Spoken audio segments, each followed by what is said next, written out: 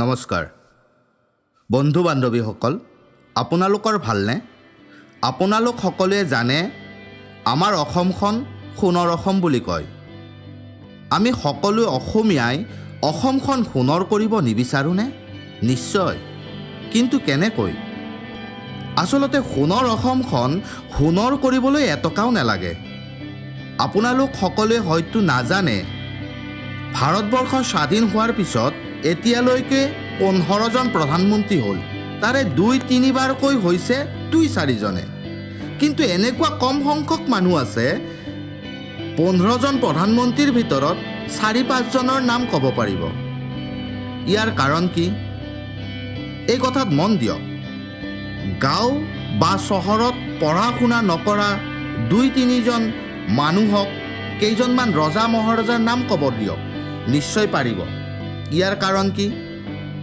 আপোনালোকে এই কথাটোও নাভাবিব আমাৰ দেশৰ প্ৰধানমন্ত্ৰী বা অসমৰ মন্ত্ৰীসকলে একো কৰা নাই। যথেষ্ট কৰিছে।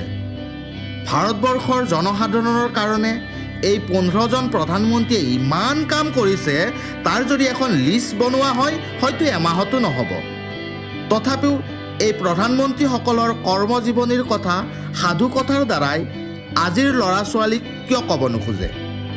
কিন্তু আগৰ দিনৰ ৰজা মহাৰজাৰ কৰ্মজীৱনীৰ কথা আজিও সৰু ল'ৰা ছোৱালীক সাধুৰ কথাৰ দ্বাৰাই কোৱা হয়।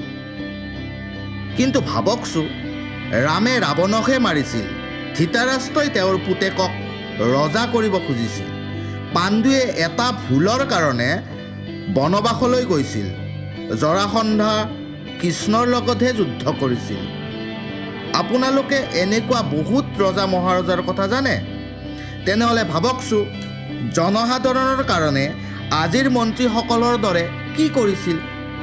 আচলতে তেতিয়াৰ দিনৰ ৰজা মহাৰজাসকলে জনসাধাৰণৰ কাৰণে অলপ বেলেগ ধৰণৰ পদ্ধতি ব্যৱহাৰ কৰিছিল, যাৰ ফলত জনসাধাৰণৰ অৱস্থা বৰ ভাল আছিল। জনসাধাৰণৰ ভাল আছিল বাবেই ভাৰতবৰ্ষখন সমৃদ্ধিশালী আছিল। ইয়াৰ প্ৰমাণ হিচাপে এটা কথা ভাবিব পাৰি, সেইটো হ'ল ভাৰতবৰ্ষক বেলেগ দেশে আক্ৰমণ কৰিছিল। কিন্তু কিয় কৰিছিল নতুনকৈ ক'ব নালাগে। আপোনালোকেতো জানেই, আমিও ভাবোঁ অসমখনৰ প্ৰতিজন মানুহক টকা পইচা দি অভাৱ মাৰিব নোৱাৰি। অভাৱ মাৰিবলৈ হ'লে অভাৱ কিয় হৈছে সেই কথাটো ভাবিব লাগিব।